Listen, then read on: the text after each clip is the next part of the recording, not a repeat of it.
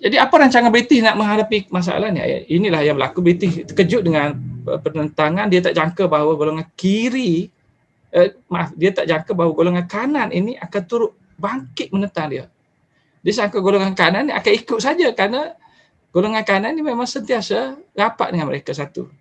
Kemudian yang dia tidak, dia rasa pelik ialah dia juga sudah beri peluang pada Muka Melayu tapi tidak mendapat sokongan, dan orang Muka Melayu tidak menuntut ataupun bersetuju dengan apa yang telah ditawarkan walaupun untuk mereka.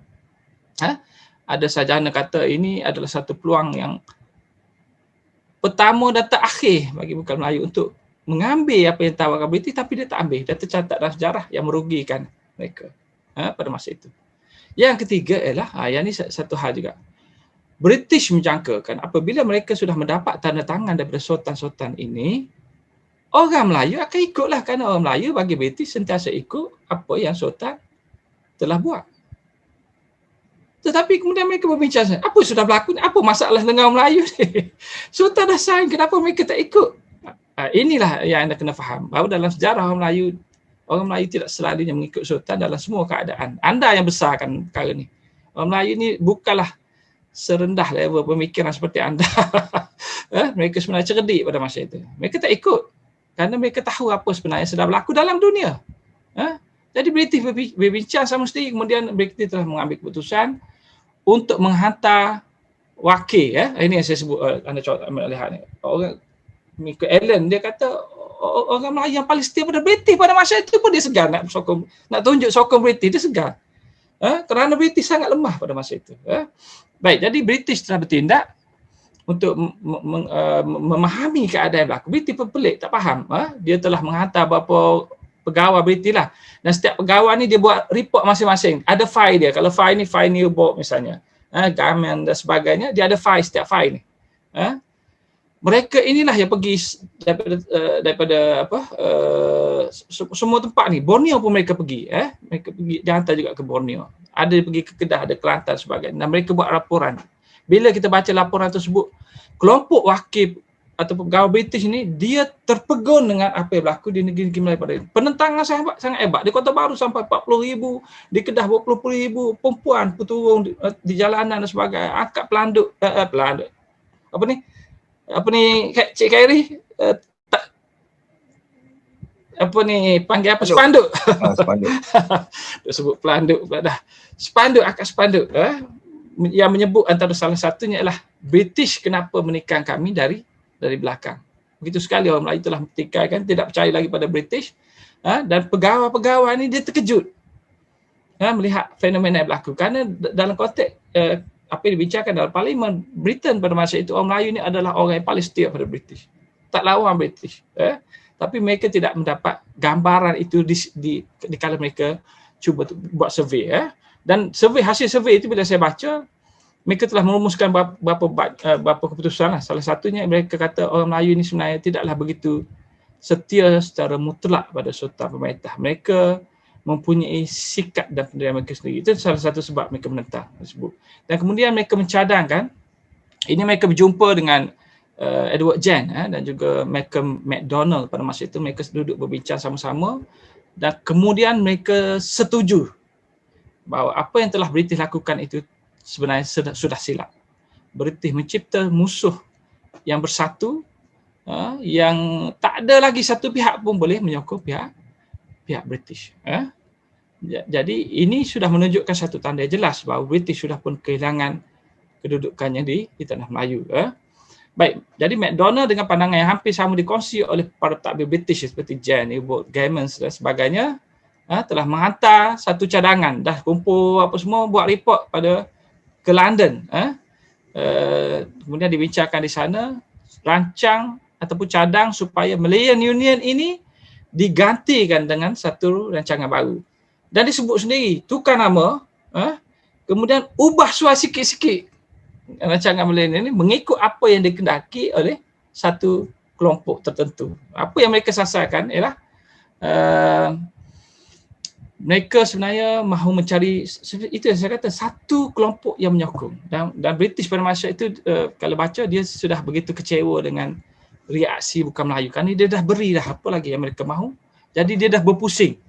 Sekarang ni mereka berbincang, pertimbangkan, mereka setuju bahawa kelompok yang boleh mereka tangani untuk mendapatkan sokongan adalah kelompok elit. Maka mereka pergilah berjumpa. Edward Jen dan beberapa pegawai BT pergi berjumpa, berbincang dengan Dato' On dan sebagainya. Kemudian menubuhkan satu jawatankuasa dikenal sebagai jawatankuasa Anglo-Malay, jawatankuasa British Melayu ini. Dan melalui perbincangan jawatankuasa ini dari Ogos sampai November 1946,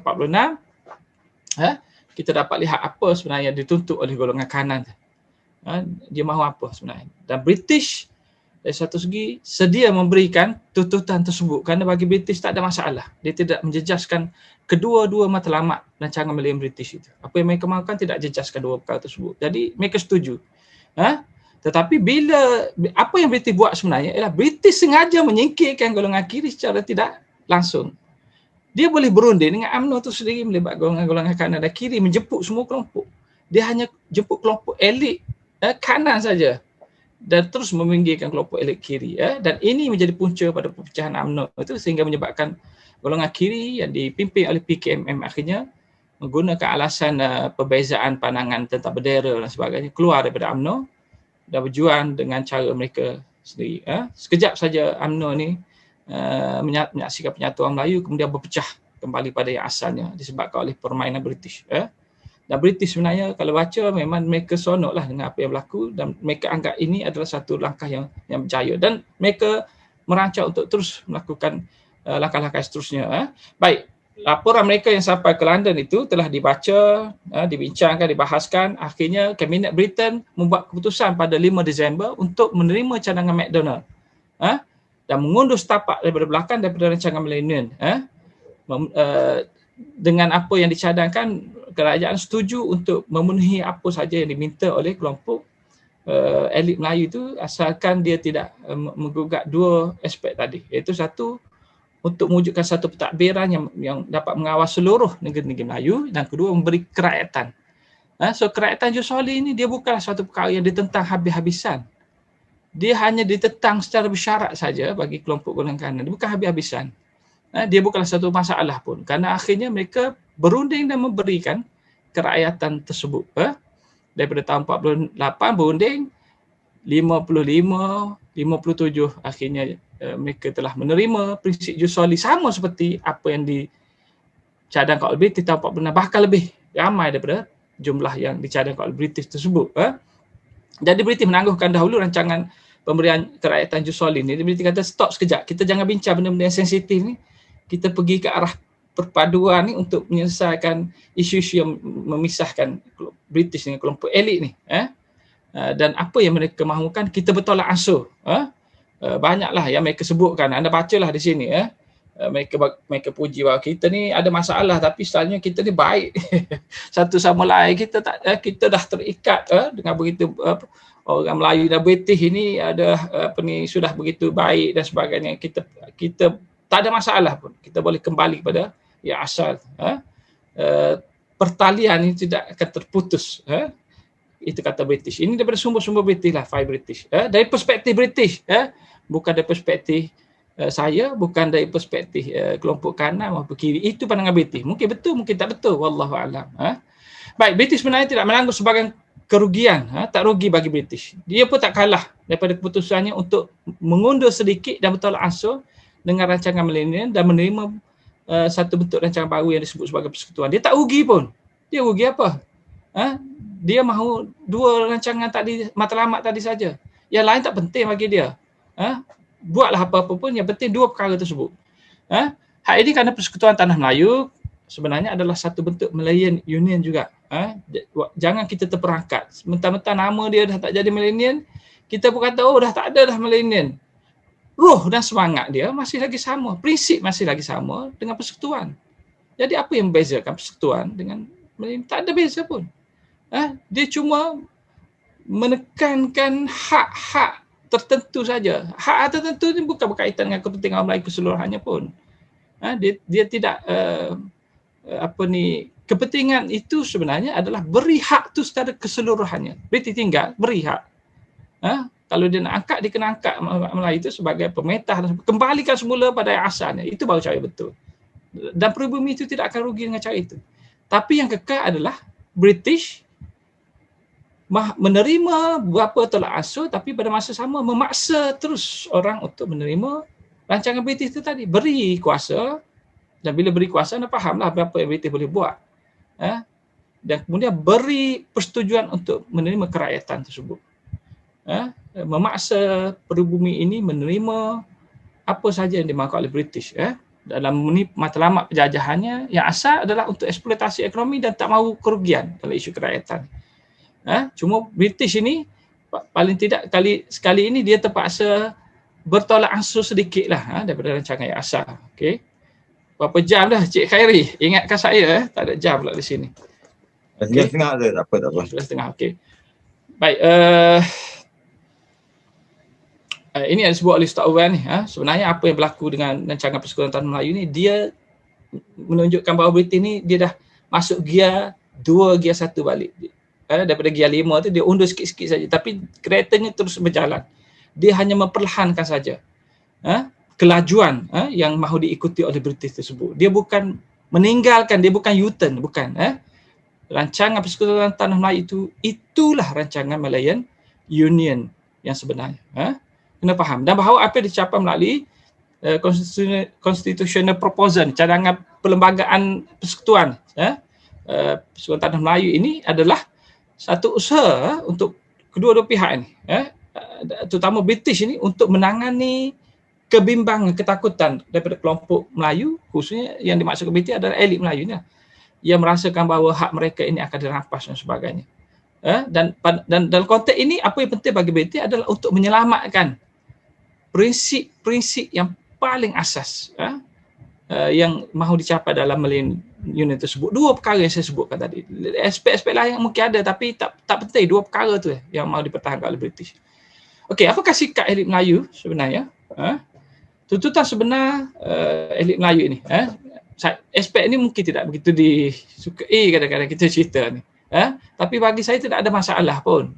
Kerana anda kena faham bahawa bila British campur tangan dengan Melayu sejak tahun 1874 lagi, British sebenarnya telah merosakkan sistem itu, mewujudkan satu kelompok birokrasi baru yang dia cengkam segala aspeknya. Mereka ini sebenarnya tidak ada kesalahan pun, tapi British bertindak sedemikian rupa, menguasai mereka, menggunakan segala macam perkara lah, termasuklah menggunakan kekerasan. Ada yang tak boleh terima British singkirkan, ada yang lawan British hukum mati pun ada. Pembesar-pembesar dihapuskan, raja-raja dikembiri oleh British kawal. Dan kemudian British mencipta satu birokrasi baru bawah British yang hanya dilantik untuk menjadi pentadbir bawahan, peringkat bawah, kerani-kerani dan sebagainya, supaya mereka ini tidak ada kekuatan untuk melawan British. Sedangkan mereka inilah kelompok yang paling kuat menentang British, pembesar-pembesar Melayu ni. Masuklah juga sultan-sultan pun. Kita tak boleh nafikan aspek tersebut. Sejarah ada buktinya. Jadi dalam konteks ini, British sudah pun mewujudkan satu kelompok elit Melayu yang bergantung pada British. Dan mereka tak diajar tentang pentadbiran dan sebagainya. Jadi bila mereka sudah lama berada di bawah pentadbiran British, mereka sudah sebati. Mereka pun diberi sekolah British. Hantar luar negara balik bekerja dengan British dan sebagainya. Di persekitaran tersebut British ciptakan. Jadi bila ini berlaku, akhirnya mereka menjadi bergantung pada British. Itu bukan perkara yang suka difahami. Tidak perlu dilihat dalam konteks negatif pun. Tak heranlah bila British memperkenalkan rancangan Malayan, mereka menjadi mangsa pada keadaan. Mereka tak nampak masa depan, mereka menjadi takut. Dan mereka ini seolah-olah rasa kehilangan hak. Pada masa sama, mereka juga menganggap bahawa mereka ini memimpin bagi Melayu dalam konteks mereka. Jadi bila rancangan Melayu ini mahu hapuskan hak-hak mereka dan sebagainya, hak negeri yang melibatkan jawatan mereka, kedudukan mereka dan sebagainya, mereka rasa sangat kecewa dengan British kerana mereka telah menyumbang dalam pentadbiran tersebut. Dan mereka menjangkakan British beri kemerdekaan dengan memberikan hak dan memberi jaminan terhadap hak tersebut, kembalikan semula pada status quo. Status quo itulah mereka tuntut. Walaupun sebenarnya kalau ikut mereka kembali semula, British nak pergi tak ada masalah. Jadi ada sentimen bahawa mereka mahu merdeka juga, bukan mereka tak mahu merdeka. Kalau Dato' Onn kata kita tak bersedia untuk merdeka, bukan bermaksud dia tak mahu merdeka. Jangan salah faham. Kita tidak bersedia kerana keadaan British buat macam tu. Jadi kelompok ini tak nampak jalan lain ialah mempertahankan hak Melayu. Mempertahankan hak elit Melayu itu bagi mereka adalah mempertahankan hak Melayu tersebut. Jadi bagi setengah pihak dia akan persoalkan kenapa golongan elit ni hanya menupukan pada hak-hak mereka. Betul lah, bagi golongan elit itulah yang patut mereka perjuangkan. Mereka nak berjuangkan apa daripada yang lain tu? Kerana bagi mereka sebenarnya dahulu mereka inilah mentadbir, mereka inilah yang memimpin, dan mereka ini memang dalam pentadbiran tersebut. Kalau mereka tidak diberi ruang dan sebagainya, mereka nak buat apa? Dan juga bagaimana dengan hak-hak tersebut? Dia akan diberikan pada orang lain. Dan anda kena ingat bahawa dalam konteks tahun 46-48 tersebut, kalau anda baca dari segi tuntutan kelompok bukan Melayu terhadap jawatan hak pegawai awam dan sebagainya, memang sangat kuat di bawah British. Anda tengok majlis-majlis kerajaan negeri ni berapa ramai daripada mereka sebenarnya menguasai majlis-majlis tersebut. Bukan pembesar-pembesar Melayu saja. Jadi ada logiknya di sini. Saya cuba melihat dari sudut yang positif bagi semua pihak, kerana tidak boleh terlalu berpihak kepada mana-mana. Sebagai ahli sejarah, saya cuba mencungkil sebanyak mungkin hal-hal yang positif tersebut supaya kita boleh menerima dan meraihkan perspektif yang positif ni. Jangan terlalu terpecah kepada ideologi yang ada pada hari ini, ideologi politik ini. Lihat dari aspek yang positif saja. Itu yang lebih baik. Jadi, dan satu lagi ialah kerakyatan Jusoli ni. Walaupun dikata ditentang habis-habisan oleh mereka, tetapi akhirnya mereka berunding. Ini memang ada masalah sebenarnya. Mereka takut, golongan elit Melayu ni, dia takut tentang apa yang sedang British lakukan. Tetapi mereka tidak mempunyai pilihan yang lain. Kerana syarat British jelas. Nak merdeka boleh, tapi kena berunding dengan dan terima kerakyatan. Jadi apa yang perlu dilakukan oleh elit Melayu itu, terima sajalah, berunding. Dan golongan kiri pun berunding juga, bukan tak berunding. Jadi dia bukanlah satu keadaan yang menunjukkan bahawa mereka menggadai prinsip Melayu tersebut.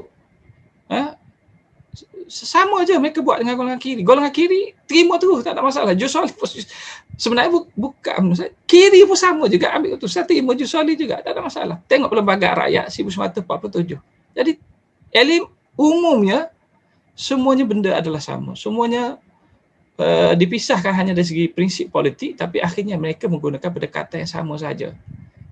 Tidaklah begitu teruk sangat seperti apa yang kita pecahkan sejarah itu pada hari ini. Kita lah yang ada masalah ni, yang tafsirkan pada hari ini dari segi sudut politik kita. Mereka hakikatnya mereka telah melakukan apa yang terbaik dari sudut mereka sendiri, mengikut kelompok masing-masing pada masa itu.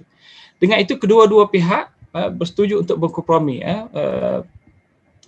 elit Melayu dan bukan Melayu, dan British terima cadangan Persekutuan Tanah Melayu bagi menggantikan Melayu. Tapi umumnya yang berunding ni, oleh kerana British itu telah beri ruang besar pada kelompok elit Melayu, maka elit Melayu inilah yang mendapat manfaat yang banyak.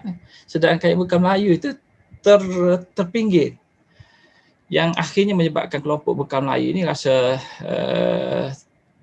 tersinggung dengan apa yang telah dilakukan oleh British. Mungkin mereka sudah pun melakukan kesilapan, telah menolak tawaran British. Sekarang ni mereka nampak, dah silap dah.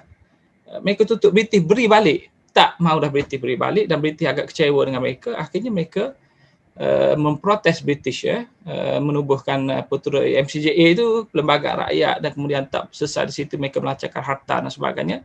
Semua aspek yang mereka lakukan adalah untuk mendapat perhatian, bukan menentang British. Kena faham. Kelompok bukan Melayu ni dia tak ada elemen menentang British. Dia sebahagian daripada elemen British itu sendiri.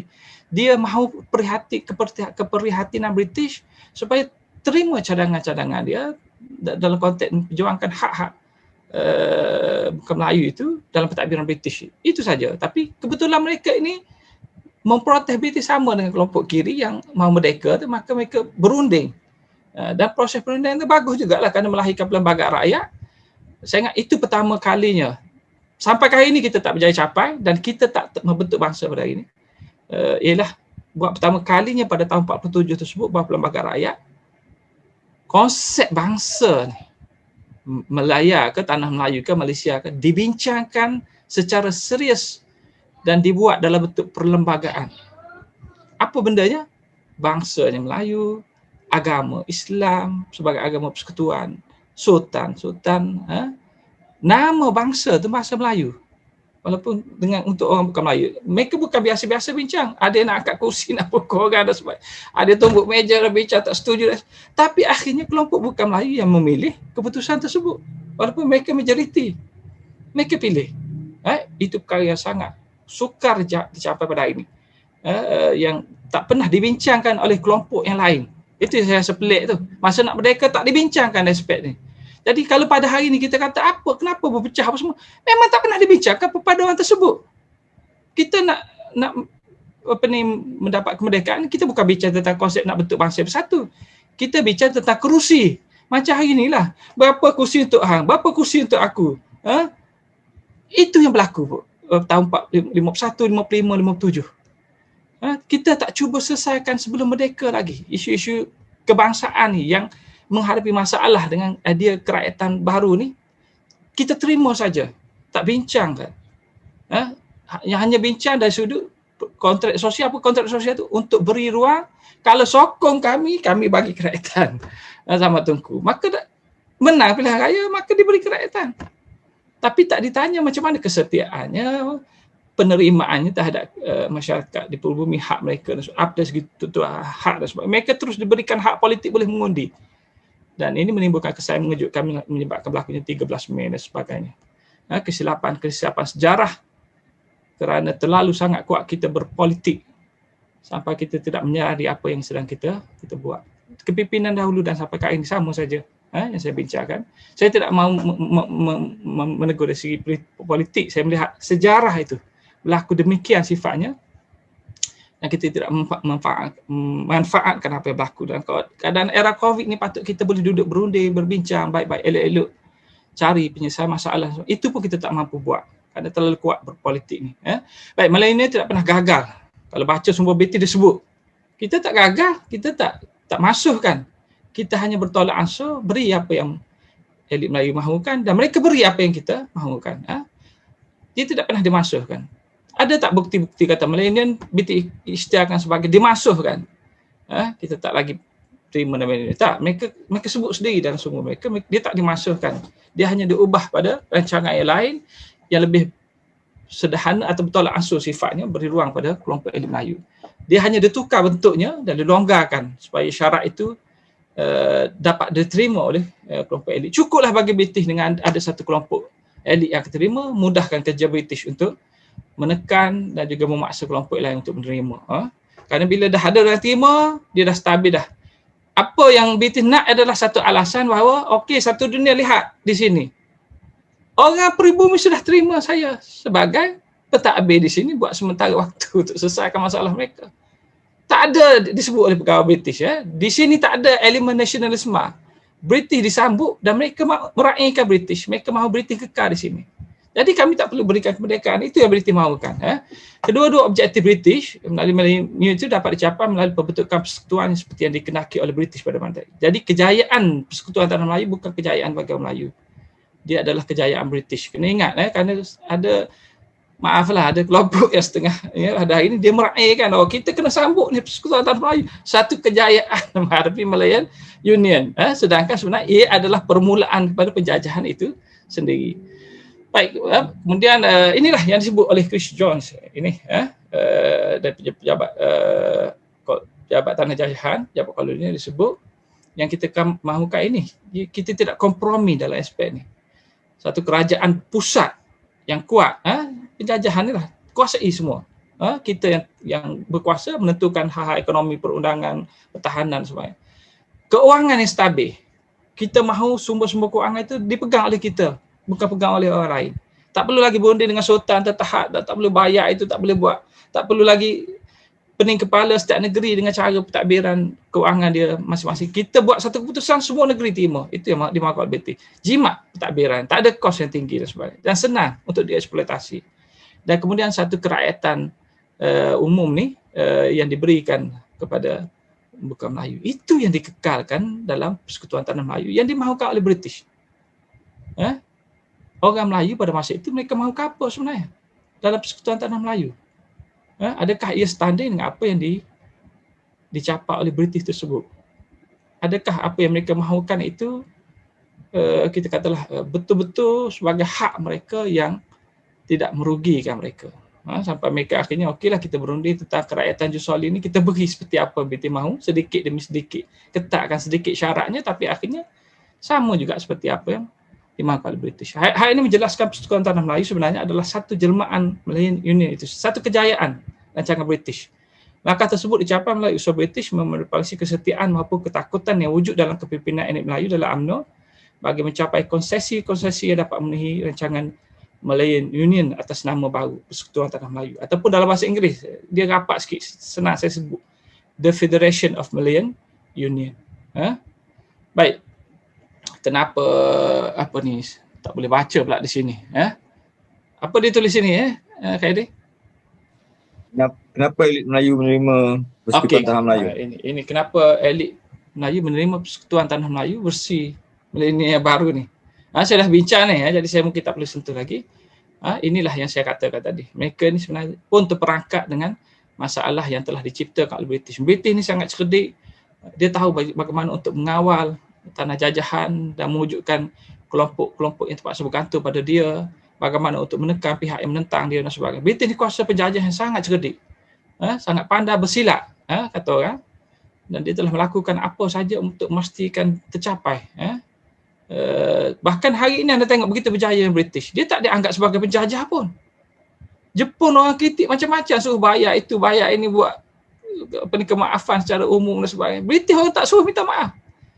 Ustaz-ustaz di masjid kata British inilah kuasa penjajah yang paling baik. Dia tak sentuh orang.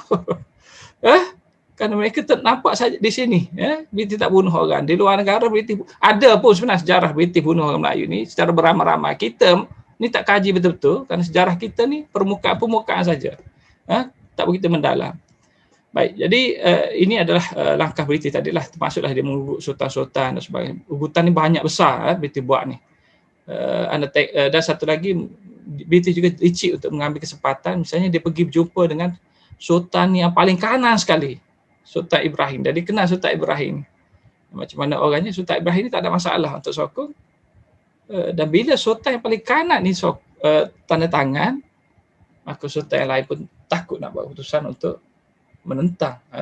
Ada yang rasa tak setuju dan sebagainya, dipaksa sign. Ada yang tak setuju tapi dipaksa sign juga dan sebagainya, sampai kemudian membawa kes ke London dan sebagainya. Tapi hakikatnya mereka sign juga dalam keadaan tersebut, tekanan kepada tekanan British, ugutan British dan sebagainya. Dan akhirnya dengan itu tercapailah apa yang dimahukan oleh British. Cuma result akhirnya tidak sama seperti yang British harapkan. Okay, saya tak nak bincangkan aspek tentang apa yang dimahukan oleh elit Melayu daripada rancangan milenial ini. Yang saya nak tekankan ini, apakah sikap British terhadap kelompok-kelompok kanan saya dah jelaskan. Kelompok kiri ni, kata dalam sejarah ni tak ditonjolkan. Satu ialah perjuangan mereka kita tak faham sangat. Sehingga kadang-kadang kita menyamakan dengan komunis. Yang ni yang saya paling tidak begitu suka sangat. Kiri ni bukan komunis. Yang sebut kiri ni komunis British. Kerana dia nak bertindak terhadap kelompok kiri ni masa darurat tersebut. Dia sebutlah kiri komunis. Golongan agama pun dia komunis kan. Komunis istilah pada masa itu, anda kena ingat istilah yang British cipta macam militan pada hari ini, teroris pada hari ini, sama. Dia bukan satu istilah yang tepat, tapi satu gelaran British untuk menjustifikasi tindakan dia. Itu yang anda kena faham. Kena lihat dalam konteks pada masa itu. Baik, jadi nak memahami tentang sikap British terhadap kelompok-kelompok yang sudah terpisah daripada arus yang British kawal ni, ia tak boleh kawal golongan kiri. Dia ada potensi menimbulkan ancaman. Kenapa? Kerana kalau mereka menutup merdeka, British tak boleh buat apa. Dan memang mereka menutup merdeka pun. British nak bagi alasan apa untuk bertindak terhadap mereka, sedangkan dia dah sign tanda tangan untuk beri kemerdekaan. PBB seluruh dunia, anda kalau baca akhbar di Afrika bincang ni, kenapa British tak beri kemerdekaan? Apa British buat? Dia masih menindaskan golongan nasional. Di Afrika bincang tentang tanah Melayu ni, dan petikaikan apa British sedang buat di sini. macam tu sekali dunia memerhatikan. Orang lain sudah melakukan apa yang sudah berlaku di tanah Melayu, mendapat perhatian dunia. Kita yang tak nampak. Jadi laporan perisikan British menyebut, sumber utama British ni nak faham tentang keadaan perasaan British, kebimbangan British, baca sumber perisikan. Kerana sumber ini dia sampai ke apa yang orang British tu fikir, wakil suara British tu fikir, dan kemudian dia bawa ke atas dan dia disesuaikan dengan dasar-dasar British. Laporan perisikan itu menyebut kiri menjadi ancaman utama kerana menutup mereka. Nampak bahawa British ini dia memang takut, itu saja.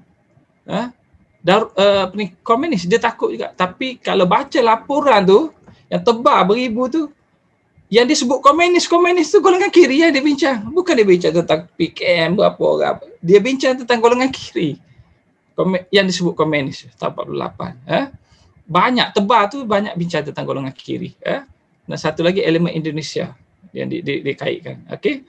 Baik, jadi laporan perisikan menyebut kiri menjadi ancaman utama kerana menutup kemerdekaan. Juga sekiranya gerakan kiri itu dibiarkan. Laporan kata kalau kita biarkan golongan kiri ini, kelompok kanan dalam UMNO akan ditelan oleh golongan kiri. Apa nak disampaikan di sini? Pengaruh kiri ini sangat besar pada ketika itu. Sangat besar. Kerana dia melibatkan elemen bawahan. Golongan bawahan seperti saya kata, dia tidak ada satu connection yang baik dengan golongan elit. Golongan kiri ni, golongan ustaz, tok imam, cikgu sekolah apa semua, dia rapat dengan golongan bawahan. Dan mereka itu berpengaruh. Dengan datuk-datuk ni orang kampung tak boleh nak bertemu, tak boleh nak ada connection. Tapi dengan ustaz-ustaz, dengan tok modem dan sebagainya, mereka ada connection sangat rapat. Jadi pengaruh kiri itu sangat kuat. Walaupun keadaan menjadi reda selepas kerjasama elit British Melayu ini wujud, namun masalah mula timbul apabila bila golongan kiri PKM keluar daripada UMNO, ada side effect daripada UMNO. Kalau anda baca sumber-sumber perisikan, dia sebut, saya nak ringkaskan, sokongan orang Melayu telah beralih pada golongan kiri pada masa itu. Report British yang ini tak keluar pada peringkat awal, tahun 90-an ke atas dia keluar, disebut ni. Rupanya pada ketika itu UMNO sedang berada dalam keadaan yang sangat lemah. Contohnya dia bagi secara perangkaan. Dia sebut berapa cawangan yang telah bubar, termasuklah daripada Persatuan Melayu Johor yang dipimpin oleh Datuk On sendiri. Cawangan PMJ sendiri ni dibubarkan di Johor, di Pulau Pinang dan sebagainya. Dia bertukar jadi cawangan PKMM. Kenapa orang Melayu begitu kecewa? Termasuklah kelompok ahli UMNO sendiri terhadap kepimpinan Datuk On pada masa itu. Satu adalah kerana isu kemerdekaan tersebut. Saya ingat ini yang paling penting. Masyarakat pada masa itu yang kita tidak begitu faham ialah mereka umumnya mahu merdeka. Jadi bila ada kerjasama dan mereka tak untung pun dengan apa yang diperjuangkan oleh kelompok elit, maka mereka mengalih sokongan pada PKMM. Ini jelas dan disebut, dan ini menyebabkan respon daripada pimpinan UMNO pada masa itu sangat ketara. Datuk On pergi berceramah di merata-rata negeri. Dan kebetulan pada masa itu Datuk On sedang mengubah UMNO ini menjadi sebuah parti politik. Sudah memesakkan kuasa di tangan dia. Dan apabila dia berbuat demikian, berlakulah pertentangan, perpecahan daripada UMNO. Antara yang menentang Datuk On ialah Tunku, yang memimpin Seberkas pada masa itu, sangat kuat menentang Datuk On. Banyak mengkritik, termasuklah mengkritik kerjasama Datuk On dengan British. Kemudian ada lagi organisasi yang lain. Salah satunya yang paling radikal sekali ini ialah KMJ, Kesatuan Melayu, KMS, Kesatuan Melayu Singapura, yang dipimpin oleh siapa? Saya tak ingatlah yang ni. Doktor apa nama? Saya tak ingat. Doktor ni sangat keras orangnya. Dia telah mengugut. Dia adalah UMNO, organisasi dia adalah UMNO, dan dia telah mengugut UMNO. Sekiranya tidak menarik balik sokongan kerjasama dengan British tersebut, Kesatuan Melayu Johor. Orang Johor kena ingat doktor apa saya tak ingat. Yang saya ingat Dr. Azmi saja, doktor lain saya tak ingat. Dia mengugut untuk keluar, dan bila Datuk On teruskan kerjasama tersebut, dia keluar. Okey, jadi dan pada masa yang sama, anda kena ingat struktur negeri Melayu pada masa itu masih lagi belum kuat dalam persekutuan. Jadi ada negeri-negeri ini tidak boleh menerima keputusan untuk diserapkan di bawah Kuala Lumpur ni. Kelantan nak keluar cara Kelantan, Terengganu. Ini ada satu tajuk kita boleh bincangkan, boleh kaji ya. Ada kajian telah buat oleh Nordin Sofi tentang gerakan separation, pemisahan ni. Masuklah Pulau Pinang, Johor sendiri pun mahu keluar dari persekutuan. Ada gerakan-gerakan yang mahu keluar daripada persekutuan Tanah Melayu pada masa itu, melemahkan lagi UMNO. Dan ini menimbulkan reaksi kebimbangan yang sangat nyata kerana Datuk On telah pergi ceramah, ada fire, dia pergi ceramah di Pulau Pinang, dia menjelaskan ketakutan tersebut. Dia kata apa yang berlaku pada hari ini sebenarnya adalah wujudnya satu gerakan, dia sebut gerakan yang bahaya dari hutan, gunung dan seberang. Hutan tu komunis, gunung Semanggo, seberang tu Indonesia, yang sedang memecah belah kaum Melayu dan sebagainya. Dan dia memberi amaran, kalau keadaan ini tidak ditangani, maka akhirnya Tanah Melayu ini akan ditelan oleh hubaya-hubaya dari gunung, hutan dan seberang. Apa dia beri amaran pada siapa, Datuk On? Saya cuba memahami apa sebenarnya dia sedang beri amaran. Dia sedang menyampaikan mesej pada perisikan ini bahawa kalau British tidak bertindak, maka golongan kanan ini yang semakin lemah akan ditelan oleh golongan kiri. Samalah, itu yang menyebabkan BT report tu. Kalau kita tak bertindak sekarang, maka UMNO akan ditelan oleh kelompok kiri. Kanan pun mungkin akan menjadi kiri. Baik. Terpulang pada anda lagi untuk baca lagi tentang dokumen-dokumen, anda tengok sendiri kerana dokumen ni bila baca sangat jelas apa yang berlaku. BT menyatakan kebimbangan mereka sangat ketara. Ada juga ucapan-ucapan Datuk On yang telah diulas oleh pihak British dan sebagainya. Baik, ancaman kiri dan tindakan British. Apa BT bertindak selepas itu? Sebenarnya paling ditakuti oleh British pada masa itu bukan tentangan terhadap milenial. Dia tak takut sangat tentang milenial.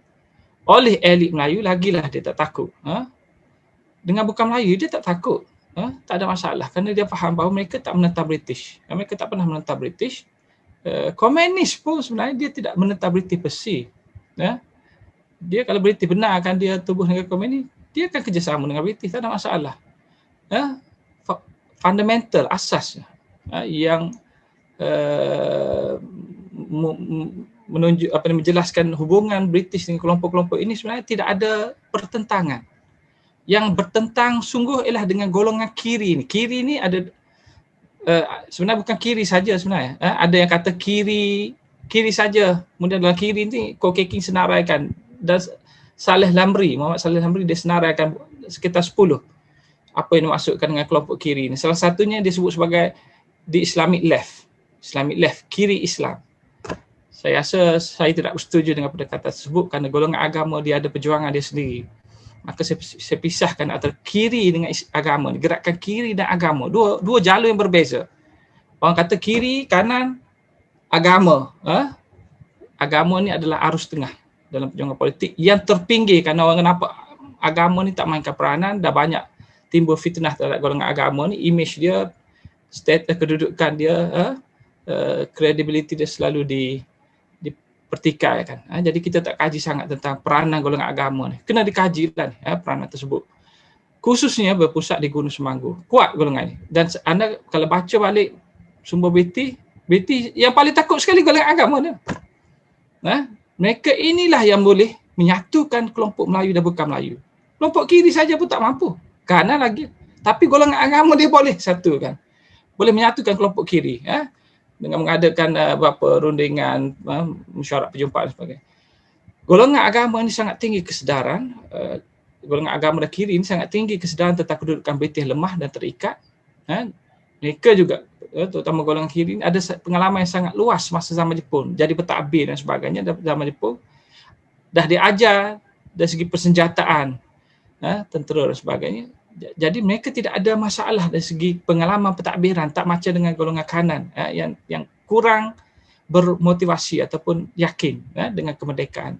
Oleh itu selain mengadakan pelbagai aktiviti untuk menarik sokongan dan menubuhkan pelbagai organisasi. Saya nak ringkaskan, tak cerita apa organisasi tersebut. Kemudian menubuhkan institusi yang boleh menggerakkan aktiviti ekonomi Melayu, contoh Papermas di Perak dan sebagainya. Mereka juga telah menggerakkan perubahan putera AMCJA. Golongan agama dan kiri ni, mereka mainkan peranan. Yang paling menonjol golongan agama lah sebenarnya bagi saya. Peranan besar dimainkan oleh KPP kerana dia berpusat di ni di tempat ni, di Gunung Semanggo ni. Sampai disebut Datuk Onn secara khusus ni, gunung-gunung. Hubaya bahaya dari gunung turun ke bawah. Itu berpusat di Mahat Ihya Asyarif Gunung Semanggo. Satu kajian menarik dihasilkan oleh Nabi Haji Abdullah di UKM. Dia tulis tentang peranan Gunung Semanggo, Ihya Asyarif dan Ustaz Abu Bakar Al-Bakir ni, yang aktif mengadakan aktiviti dan menyatukan semua kelompok.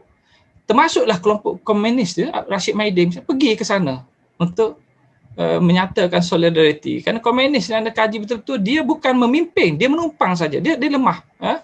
Dia menumpang kelompok yang kuat ini. Dan termasuk bukan Melayu memang pergi disatukan oleh organisasi ini. Dan saya kata PKM tadi, terutama Melayu dari PKM lah. Okey. Dan akhirnya ini yang saya nak sampaikan. Satu perkara yang mungkin masih baru dan orang tidak begitu setuju lagi kerana orang mungkin terkejut. Bagi saya darurat tahun 48 itulah respon British terhadap kelompok kiri. Dia bukan terhadap komunis. Darurat ni, kalau anda kaji di Afrika tak ada komunis. Dia diisytiharkan khas untuk menghadapi gerakan nasionalis. Iaitu British mengisytiharkan sokongan terhadap satu parti nasionalis untuk menentang parti nasionalis yang lain untuk menuntut merdeka. Sama seperti kita ni. Tapi British menggunakan darurat. Dan ada tulisan misalnya oleh Frank Furedi, dia kaji tentang nasionalisme dunia ketiga termasuk di Afrika, dia bincang yang aspek ni. Saya kebetulan masa saya kaji, tiba-tiba saya dah habis dah master masa tu tentang tajuk nasionalisme ni, kemudian terjumpa buku ni. Dan saya sering menggunakan buku ni. Kebetulan sama pandangan. Jadi dia mengatakan darurat ni sebenarnya satu istilah sama, istilah teroris, istilah radikalisme. Dia satu public relation konsep public relation untuk tunjuk pada semua orang. Oh, aku ni istilah darurat bukan untuk jajah tanah Melayu, tapi untuk lawan elemen subversif ni, komunis ni yang jahat. Dan dunia pada masa itu takut dengan komunis. Amerika pun takut, PBB pun takut. Kerana masa tu perang dingin. Dan British cerdik betul, dia guna elemen ni untuk mengambil tindakan terhadap kelompok-kelompok yang bersifat nasionalis dan menuntut merdeka ni. Kenapa British bertindak demikian? Saya dah jelaskan, saya tak mahu jelaskan darurat ni lebih panjang, nak tutup dah ni. Cuma saya dah tulisan-tulisan saya tunjukkan berapa bukti dan hujah-hujahan yang menunjukkan bahawa darurat tu bukan untuk komunis. Komunis ni kecil saja, macam semut saja nak perbesarkan.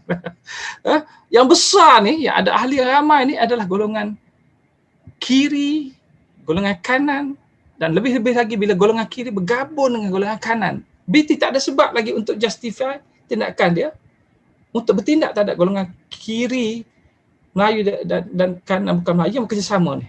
Dia terpaksa berikan kemerdekaan, itu jawapan dia. Jadi dia dah bergantung dah pada satu dahan kanan ni, tapi tak cukup lagi kerana dahan kanan ini rapuh dan semakin lemah. Wujud perpecahan yang saya katakan itu, dan akhirnya didapati tak boleh mengharapkan UMNO saja untuk terus mengekalkan kedudukannya. Ini laporan Presiden British pada bulan April hingga Mei tahun 48 ini, sebulan sebelum darurat. Tak sampai sebulan pun, dia dah kata dah UMNO ni dah hilang dah kekuatan, sokongan telah terpindah pada organisasi kiri, dan kepimpinannya telah terdedah kepada serangan-serangan propaganda kiri. Ini yang direport oleh British.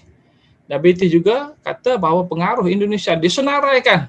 Menarik British ni. Dalam laporan dia pergi ke masjid dan sebagainya. Tak tahu dia ni Melayu ke British ke apa semua. Dia pergi semua tempat dan dia senaraikan. Organisasi mana yang terlibat apa semua. Kalau di Perak ni beratus organisasi. Dan kebanyakannya daripada Indonesia. Kenapa daripada Indonesia? Pengaruh Indonesia itu sangat kuat dalam perjuangan politik di negeri Melayu.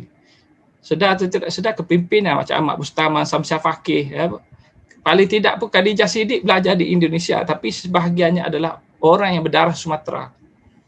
Perjuangan Sumatera itu sangat kuat dengan perjuangan di sini dan disebut oleh British sebagai elemen Indonesia tu. Banyakkan daripada kaum muda lagi, banyakkan mereka Indonesia. Kita nampak kiblat kita di Timur Tengah. Indonesia yang dekat ni sebenarnya mereka kuat pengaruhnya.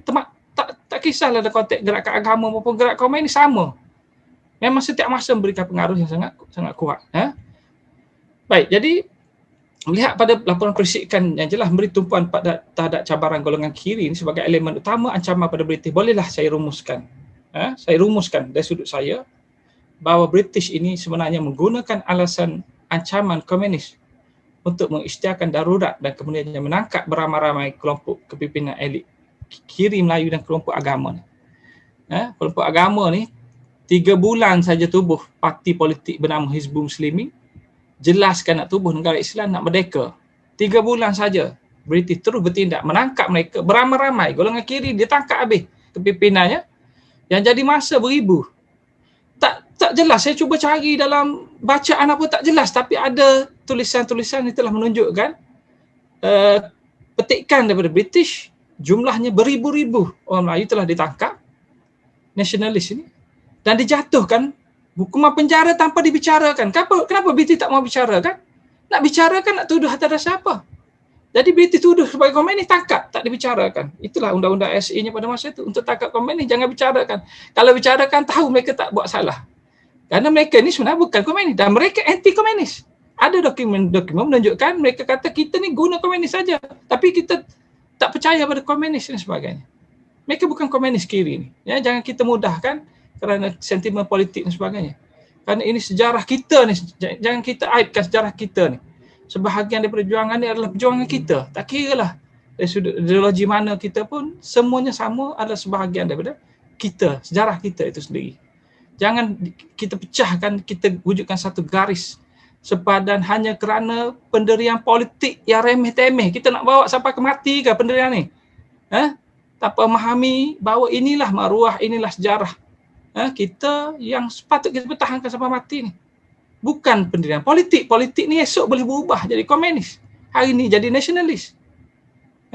Jangan terlalu besarkan aspek tersebut. Saya tengok dalam Facebook ni, saya rasa begitu baik sekali dengan cara kita. Saya jelas terang lah, bila anda sebut benda-benda perkataan sial, babi, apa semua, bagi saya tak boleh terima. Saya sangat tidak respect. Tak kira lah anda hebat macam mana, betul macam mana pun, saya tidak akan respect anda. Saya teringin saja nak remove saja. Kerana bagi saya tak ada guna saya untuk membaca benda-benda macam itu. Dia mengaitkan saya dan mengaitkan anda. Tidak mendapat penghormatan saya. Bukan macam tu cara kita nak mengkritik orang. Kerana kita pun bukan hebat sangat. Jadi kita kena ada elemen untuk menunjukkan bahawa kita juga berprinsip dan beretika dalam mengkritik ni. Kita ada cara kita sendiri, bukan cara dengan orang yang kita kritik ni. Kalau kita sebut orang macam tu, kita lah sebenarnya yang sama dengan apa yang orang yang kita sebut tersebut. Saya rasa itulah. Tak apa, ini sedikit pengajaran sejarah. Dr. Peri Khairi, maaf. Sedikit iklan. Memang patutlah saya tegur macam tu. Kan ketara sangat saya tengok pada hari ni, kita ni bab politik ni. Kalau kita baca sebenarnya kita faham. Anda ni ada pendirian politik. Masa mengkritik anda sudah ada satu pendirian dah. Anda cuba mempengaruhi orang lain. Tapi saya tidak terpengaruh dengan pendekatan tersebut. Kerana saya cerdik daripada anda bab-bab ni. Lama dah saya mengajar sejarah politik. Jadi saya nak jelas kepada semua orang. Anda boleh mengukur sikap dan pendekatan semua orang. Anda jangan cepat terpengaruh. Jangan terpengaruh pun dengan apa yang saya ceritakan ni. Kritik saya tak ada masalah. Tapi kritik secara ilmiah. Kalau kritik tak ilmiah, saya remove. Okey, baik. Tak apa. Melihat pada, jadi itulah rumusan saya lah. Saya nak jelaskan bahawa darurat tu bukan kerana komunis. Dan saya tunjukkan dalam tulisan. Kalau kita angkat komunis ni tinggi sangat, kita dah mengiktiraf dia sebagai penentang British. Kita kata dia berjuang merdeka. Bagi saya bila kaji, dia tak lawan British. Komunis ini persubahat British. Bacalah sejarah dia. Dia persubahat British. Sama dengan UMNO, sama dengan kanan, sama dengan kiri, sama dengan golongan agama, semua persubahat British. Tapi yang ini bersubahat ni, bersubahat level yang tertinggi sekali. Kalau baca buku oleh Chimpeng sendiri, My Side of History, dia sebut jelas. Kita nak kerjasama British, masuk pilihan raya. Orang lain tak mahu kerjasama sampai pilihan raya bawah British ni. Mereka mahu British pergi dulu baru kita buat pilihan raya. Komunis ni nak pilihan raya bawah British. Tapi akhirnya, anda baca tulisan Sarjana Barat, dia kata sebenarnya apa yang British buat adalah mengkhianati kawan dia sendiri.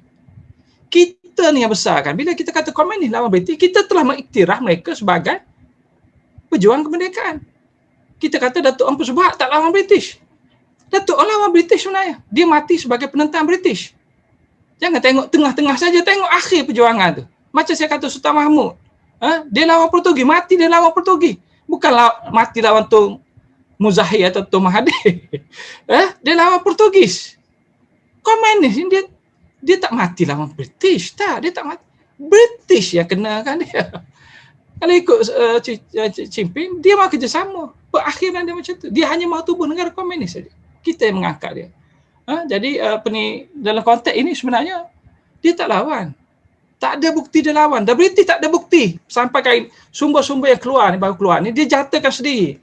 British kata sendiri, report pada mereka, kami tak ada bukti pun bahawa komunis lawan angkat senjata. Tak ada satu bukti sampai hari ini.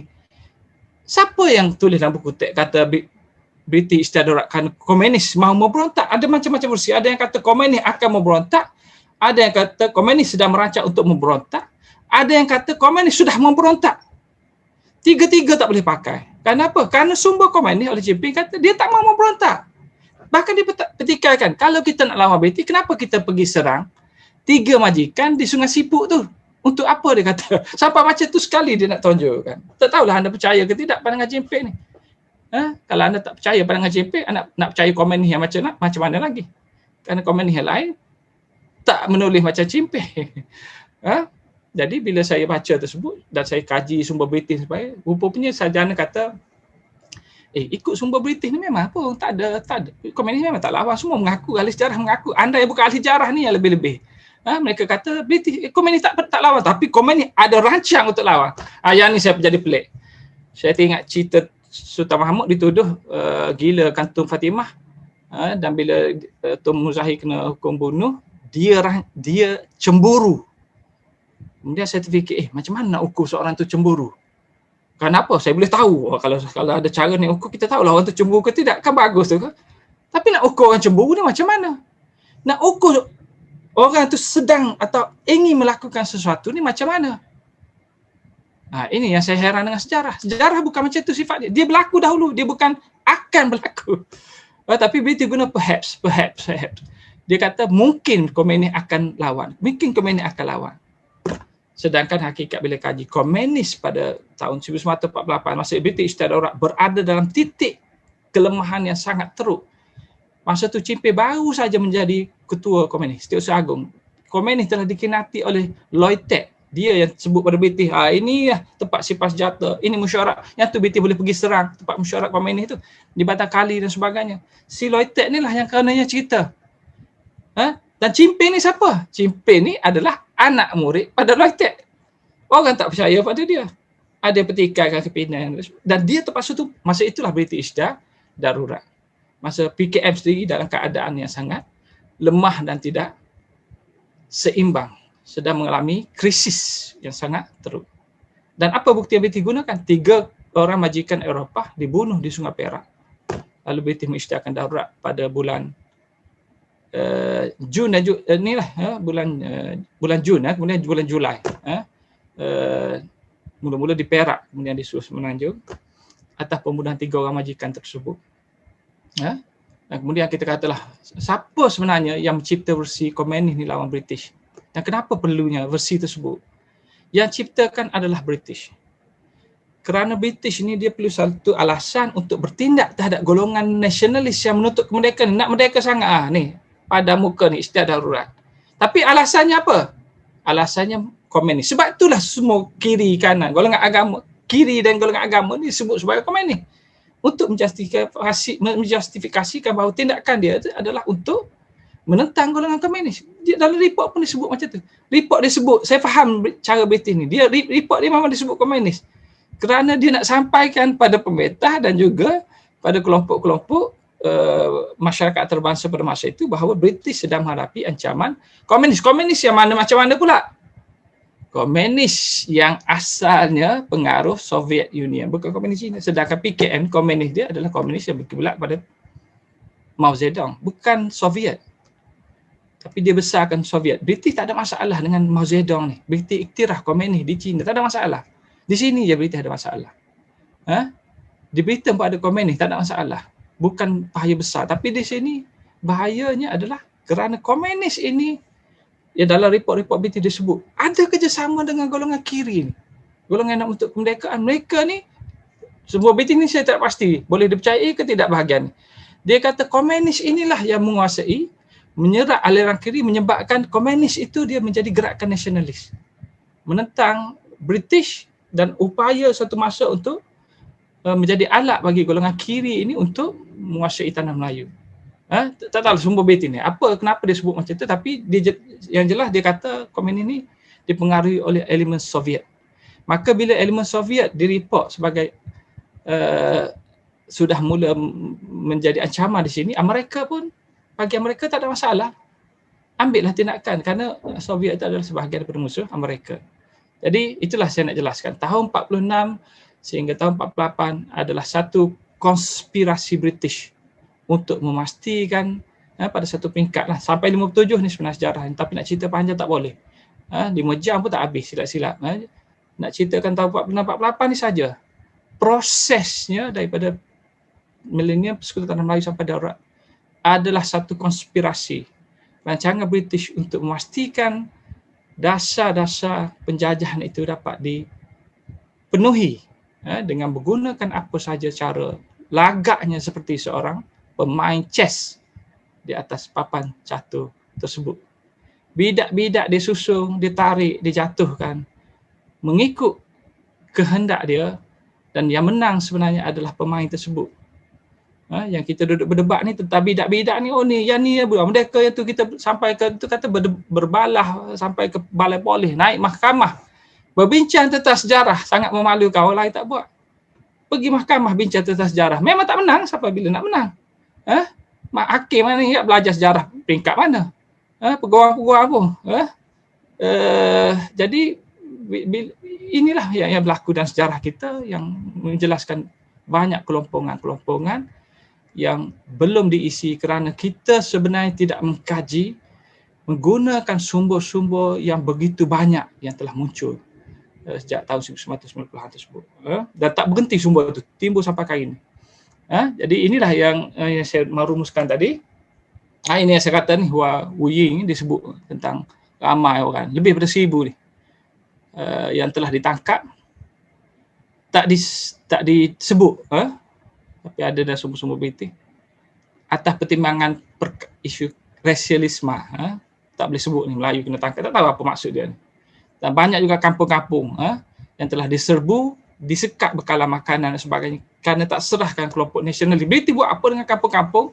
Kalau dia pergi ke Temeluh dan sebagainya, itu kawasan gerakan kiri yang agak komunis, tapi di kampung tempat lain ni dia buat apa? Yang tak ada komunis ni, kenapa dia sekat kelompok-kelompok nasionalis ataupun kampung-kampung ni hanya untuk mendapatkan maklumat tentang nasionalis? Dia buat apa? Jadi bercampur aduk tindakan dia. Dan anda kena ingat satu lagi poin, tentang darurat ni banyak poin yang menunjukkan komunis ni bukan sasaran dia. Masa British istiadat darurat tersebut, British tak haramkan komunis. Komunis ni legal, sah lagi. Dia tak haramkan. Dia buat mesyuarat, gila anda bincang. Edward James saya tak ingat masa selepas Edward James meninggal ke sebelum, tapi yang individu yang mainkan peranan yang membolehkan komunis diisytiharkan sebagai haram ini adalah Malcolm McDonald. Dan bukan berasaskan pada bukti, tapi dia menggunakan kuasa dia kerana dia ada seorang pengaruh untuk mengambil keputusan tersebut. Sedangkan berlaku perdebatan dalam kalangan pegawai British ni sampai ke London ni bincang. Kita ni nak haramkan komunis ke tidak ni sebenarnya? Mereka bincang macam tu soalan. Darurat dah diisytiharkan. Patut diharam dahulu baru diisytihar darurat. Ni dia isytihar darurat. Lawan. Komunis nak membuat tapi komunis sah lagi, boleh pergi pejabat lagi hari ni balik pukul 5. Tak ada masalah. Tak disebut. Tidak diharamkan. Terpaksa buat mesyuarat untuk haramkan dan akhirnya diharamkan juga, tapi sebulan selepas darurat diisytiharkan. Macam tu sekali. Tapi kelompok nasionalis ni macam mana dia buat? Dia tak isytihar haram. Ada yang kata Hizbul Muslimin diharamkan, PKMM diharamkan. Saya tak jumpa bukti tersebut. Mereka tak diharamkan bagi saya. Mereka terus ditangkap. Jadi dengan cara itu orang pun tak tahulah apa semua. Tak diharamkan, tiba-tiba ditangkap. Bagi Champagne pula, diisytiharkan darurat. Dia pun tak tahu diharamkan ke tidak. Dia duduk dalam bas, tak silap saya. Dengar radio kata darurat diisytiharkan, PKM pun merontak. Dia pun akhirnya disembunyikan oleh seorang perempuan Cina tua di rumah dia.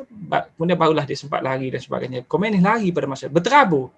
kerana tidak bersedia menentang British. Jadi itulah maksud saya, panjang sikit cerita. Macam biasalah saya ni kalau pendek memang tak cukup. Saya mengharapkan satu lagi yang saya harapkan pada anda ialah kajilah dengan lebih mendalam. Jangan cakap dahulu, jangan cerita kan. Kerana bila kita tak baca langsung ni, kita banyak yang kita tidak tahu dan kita akan menulis fakta-fakta yang salah, kita sampai pada semua orang. Dalam Facebook ni bacalah 1-2 buku pun dulu. Lihat dari perspektif yang lebih jelas ni. Jangan ulang perkara-perkara yang sama yang kita sudah, kerana hanya kita sudah baca dalam buku teks macam tu, maka kita kata itulah yang berlaku, tapi tanpa kita membaca sumber-sumber yang berbeza. Kemudian kita duk meraung lah seolah-olah ini pandangan yang paling betul sekali. Aku baca macam ni. Guru sekolah apa sebut macam ni, guru sekolah tak ambil kursus sejarah, mengajar sejarah. Macam tu sekali cara kita, tak apa-apa nak betul. Dan sumber-sumber ni saya nak bagi tahu anda, ada dalam internet pun. Saya yang tua ni komputer ni nak bergerak pun tak boleh. Saya dah standby dah ni, cakap Khairi, standby kita ni, komputer saya ni tak stabil. Banyak benda ada dalam ni. Dia boleh padam bila masa. Handphone ada sebelah tu, suara berbunyi. Kenapa? Bimbang dia blackout tiba-tiba. Komputer pun tak mampu nak tampung bahan internet yang saya kumpulkan. Saya nak share yang sebagai terakhir. Untuk kajian ni anda baca, ada satu tulisan oleh Stockwell. Menarik oleh Stockwell. Dia compile semua dokumen ni, banyak dia compilekan, 3 jilid di bawah tajuk Malaya. Malaya, satu tentang millennium, Malaya part 1 millennium, satu lagi ialah emergency, darurat. Yang satu lagi, yang ketiga, part 3 itu tentang kerjasama politik, perikatan. 3 dokumen ada. Anda baca ke tidak bila anda nak cerita tentang aspek politik ni apa semua ni? Bacalah sumber tersebut. Percuma saja, ada dalam internet, cari. Dan anda cuba tengok apa yang saya cakap ni. Adakah anda akan berkongsi syak wasangka dan satu tafsiran yang agak berbeza, sama seperti yang saya alami. Kerana saya baca sumber ni, saya terkejut.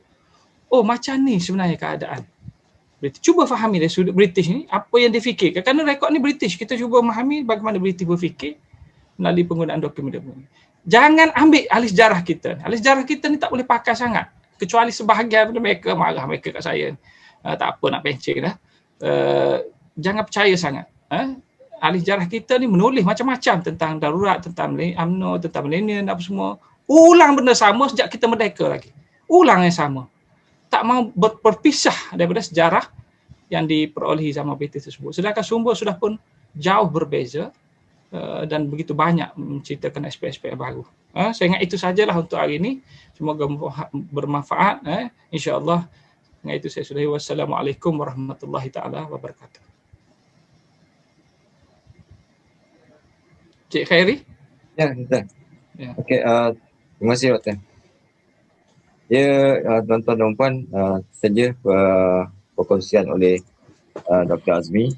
Dan ada beberapa soalan sebenarnya Doktor, tapi soalan-soalan tu Doktor dah jawab semasa penerangan sehingga kerumusan. Contohnya seperti Gunung Semanggul, komunis dan juga dari segi kelemahan British, Doktor dah terangkan daripada awal sehinggalah kerumusan. Cuma saya terfikir Doktor, sebenarnya betul Doktor cakap pada peringkat awal saya pun dulu melihat milenium ini sebagaimana yang tertulis dalam buku. Bila saya terjumpa beberapa dokumen, contoh dokumen yang ugutan bunuh tu, itu surat yang ditulis sendiri oleh Tuanku Abdul Rahman. Dan saya dapati ada beberapa perkara yang British menjadikan British rasanya lebih bimbang apabila ada golongan elit, golongan istana yang terpengaruh dengan gerakan kiri. Sebab ada gerakan yang cuba mengambil semula Penang dan Melaka yang digerakkan oleh keluarga-keluarga raja. Sehingga mendapat sokongan orang Melayu dan British menjadi khawatir pada ketika itu. Jadi dia akan menjawab persoalan-persoalan yang timbul kenapa British mementeras menghapuskan gerakan kirinya, sebab sudah ada cubaan penglibatan istana untuk membantu golongan kiri ni. Ya. Yang saya tengok. Ya, itu sebenarnya bagi saya, kita sebenarnya kefahaman kita, termasuklah saya, tidaklah begitu meluas, mendalam terhadap semua perkara. Yang saya nak tonjolkan ialah kadang-kadang persepsi kita ni negatif terhadap institusi kesultanan contohnya. Dia seolah-olah nampak hanya jadi alat British saja. Tidak ada penentangan dan sebagainya. Dan begitu itu sebenarnya ada dokumen menceritakan tentang raja ni, dia bawa kes ni sampai ke mahkamah pun. Cuba untuk mengheret British dari segi undang-undang. Kenapa mereka mengheret British sampai dari segi undang-undang British ni? Kerana British ni memang jenis di sana memang ikut kepada peraturan undang-undang. Walaupun kita tak boleh pakai sangat British ni dari segi putar beliknya, tapi dia boleh dicabar oleh undang-undang dia sendiri. Raja ni cerdik, dia tahu. Sejak zaman dengan Ibrahim lagi, dia buat macam tu. Itu saja cara. Kalau lain tak boleh. Anda kena ingat, di sini saja kita nampak raja-raja ni dikekalkan dengan cara itu. Di tempat lain dia diperangi. Dia diperangi di Afrika misalnya, di India dan sebagainya. Mereka diperangi secara kekerasan. Raja di sini, kenapa British ni suka sangat nak menguasai, sejak kita katalah di sini, pada masa Dosaid lagi, British cuba untuk menggunakan cara kekerasan untuk masa dalam proses untuk mengeksploitasi ekonomi itu. Ada penentangan, Dosaid bangkit menentang misalnya. Serik British. Kalau kita baca sejarah tu, British sudah serik. Tak padan dia kata, kita nak benda sikit saja tapi kita habiskan harta ni, lawan mereka ni begitu banyak daripada keuntungan. British batu dia pantang. Terus dia tak mencampuri urusan negeri Melayu ni, dia tumpu pada Burma. Di sana dia pergi berperang. Berbaloi lah dengan apa yang dia berperang di sana sebagai dia pergi India. Tahun 1874 baru dia datang di sini balik.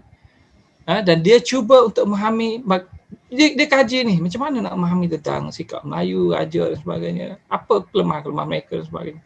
Ada ni mereka bincangkan. Dan kemudian mereka cuba untuk menggunakan institusi ni dalam proses untuk memastikan tak ada penentangan. Dia hapuskan terus institusi pembesar ni, kemudian dia angkat kelompok-kelompok birokrasi baru ni. Pembesar dia hapuskan, elemen ni yang paling kuat menentang. Kita ni kata pembesar-pembesar ni feudal, kita kata mereka ni tunduk saja dengan British. Kita yang feudal ni kan kita tak buat apa pun. Sejarah pun kita nak tak kaji dengan tepat, kita nak tuduh orang sebagai raja-raja melawan. Raja-raja melawan, tak kira Raja Abdullah yang dulu kerjasama British, akhirnya dia dihukum juga. Nampak juga dia melawan. Sultan Ismail, dia lawan. Sampai lari ke hutan. Dan British dalam proses untuk menangkap mereka dalam hutan, dia tak boleh kejar mereka dalam hutan, dia pergi serang kampung. Dia bunuh orang kampung lain. Dia beramai-ramai. Tak diceritakan juga dalam sejarah. Semua genosid. Orang luar dah cerita dah.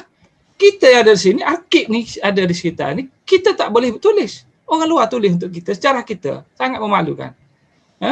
Dan kemudian penentangan itu berlaku, terutama di negeri-negeri Melayu tidak bersekutu lah. Negeri Melayu bersekutu ni adalah masalah sikit, kerana ada elemen-elemen luaran yang menjadikan politik itu lebih fragile, lebih rapuh. Dia tidak sama dengan sistem di negeri-negeri Melayu tidak bersekutu ni. Yang tidak bersekutu ni istilah British, yang sebenarnya mereka negeri-negeri Melayu merdeka, tak dijajah. Itu yang tak dijajah. Tapi lepas milenium dijajah juga. Mereka ni menentang. Ubah sistem. Terengganu ada undang-undang tubuh dia. Johor pun buat juga. Kenapa dia terpaksa memodalkan diri? Dia nak lawan British dengan cara macam tu. Kerana British ni bukan lawan dia untuk cara berperang dengan angkat senjata dan sebagainya. Dia kena lawan cara undang-undang dan cara pentadbiran. Maka raja buat perubahan. Memodernkan, orang kata membarakkan Johor contohnya. Jadi British tak ada alasan untuk masuk, untuk campur tangan. Selamat di situ. Kelantan pun buat macam tu. Terengganu buat macam tu. Kedah pun macam tu. Siapa yang buat ni? Raja-raja Melayu. Cara mereka lawan macam tu. Tapi oleh kerana kita ni, elemen kita nak kuatkan dari segi elemen politik. Kita marah pada raja, pada ini buat keputusan yang kita rasa tak betul ni cara politik kita ni. Maka kita rangkumkan semua orang sebagai bersalah. Dan kita nak tonjolkan kejahatan-kejahatan mereka saja. Benda baik kita tak mahu tonjolkan. Ini saya sangat faham tentang sifat ketaksuban politik ni sangat kuat. Sejarah pun nak dipolitikkan. Selain pada bola, selain daripada COVID dan sebagainya, kita nak politikkan semua benda. Sampai saya bincang sejarah pun, Saya tengok, apa kait dengan elemen politik ni? Bincang tentang feudalisme apa ditegur? Kenapa dia ni berfikir feudal? Feudal lah ni. Dia kata kena kata feudal ni, raja-raja ni memang jahat. Nak seret juga kepada politik. Dan saya tengok, macam ni tak boleh bincang, dia kena tendang tu. Jadi saya tendang. Saya tak mahu dah bersubahat dengan kelompok-kelompok yang mengelirukan. Tak boleh diberikan penerangan secara ilmiah. Saya ni nak jadi ahli sejarah aja, bukan jadi penceramah macam Mak Sabu. Saya nak jadi ahli sejarah, nak terangkan sejarah. Dan sejarah jenis saya ni ialah, saya puji UMNO, saya kritik juga UMNO. Saya kritik komen ni. Saya kata komen ni ada juga sisi yang baik. Sejarah saya macam tu.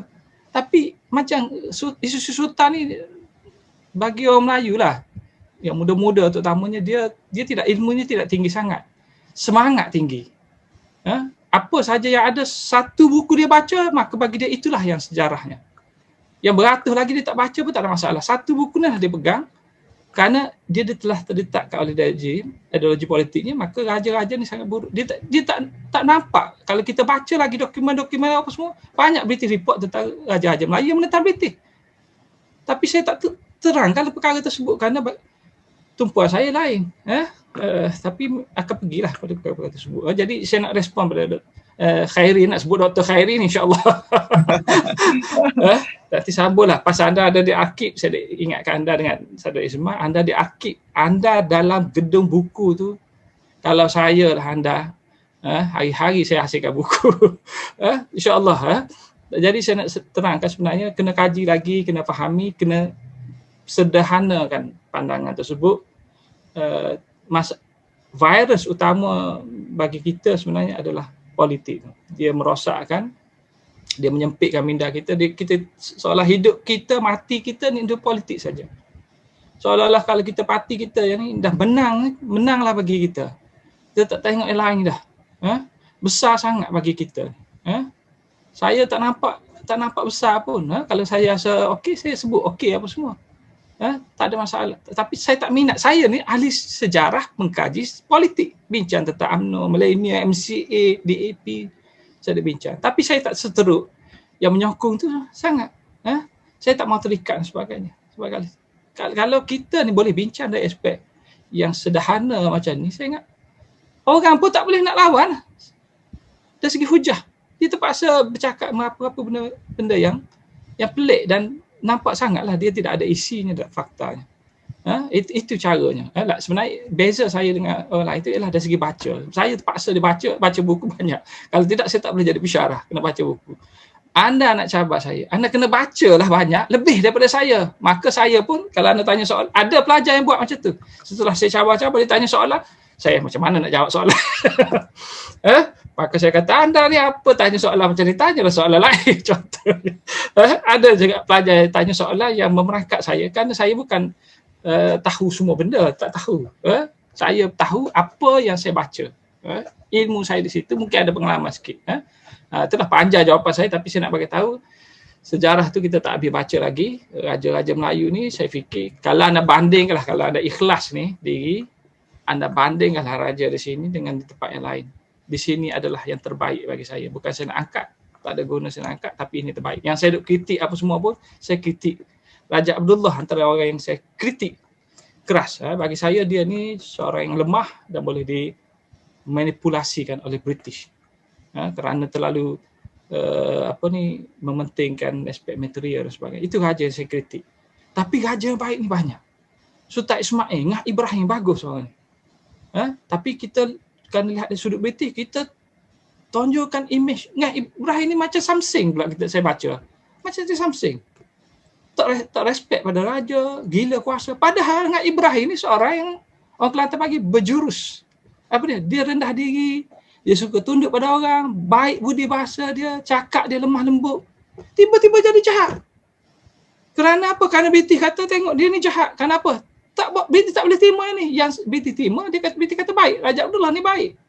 Tapi akhirnya British kata Raja Abdullah ni kaki judi, syak ganja. Pasal apa? Dia dah marah pada Raja Abdullah. Itu. Kita kena ingat dari sumber sejarah kita ni banyak dikuasai oleh British. Kena cari bahagian-bahagian, serpihan-serpihan yang kita boleh dapat maklumat yang berbeza. Dan kena mahu tak mahu dalam konteks sejarah kita yang kekurangan sumber ni, elemen akal itu mainkan peranan, minda kita, bebaskan daripada politik, cerahkan dan seimbangkan. Lihat dari sudut yang membolehkan kita memahami suatu perkara yang kita minat itu dari kefahaman kita sendiri, yang merdeka dan bersih lah daripada motif-motif yang tidak begitu berguna ni. Kalau kita minat sejarah, kaji sejarah betul-betul. Kalau kita minat politik, jangan mari ke sini. Pergi berkempen untuk politik, pergi piket lah kat mana-mana, kilang ke apa semua pemakit, suruh kerajaan letak jawatan dan sebagainya. Bukan masuk di sini. Mesej saya untuk ada di sini. Wallahualam. Terima kasih. Terima kasih, Doktor. Okay, tuan-tuan, kita sudah hampir pukul 12.30. Sebelum saya tutup, saya ucapkan terima kasih kepada tuan-tuan dan juga Dr. Azmi. Millennium itu bukan satu benda yang percuma. Yang berlaku sebenarnya di sebalik millennium itu bukan satu yang percuma, yang berlaku begitu saja. Ada pembayaran yang harus dibayar oleh orang Melayu, terutamanya Raja-Raja Melayu. Ramai orang tak tahu bahawa Raja-Raja Melayu telah dituntut sebanyak 1,400 pound untuk membayar konsultansi menyediakan dokumen-dokumen dan mesyuarat-mesyuarat yang dikendalikan oleh British bagi menyediakan perjanjian millennium. Dan ada juga dokumen-dokumen yang disebut nama-nama wakil yang doktor sebut tadi. Salah seorang yang kita sanjung, Winston, itulah di antara orang yang betul-betul yang mempengaruhi dan mengugut Raja-Raja Melayu supaya menerima millennium. Sebelum saya tutup, inilah buku yang doktor cakap tadi. Ada yang original. Saya pun tak ada original. Jadi saya sudahi sesi ini dengan terima kasih kepada doktor lagi sekali. Dan tuan-tuan dan puan, insyaAllah sekarang ni kita masih lagi di dalam suasana PKP, di Sumban PKPD, tak tahu bila. Jadi kita jaga diri masing-masing dan kita orang lain tak boleh menjaga kita, hanya kita saja yang boleh jaga diri kita. Dan Assalamualaikum warahmatullahi wabarakatuh. Terima kasih.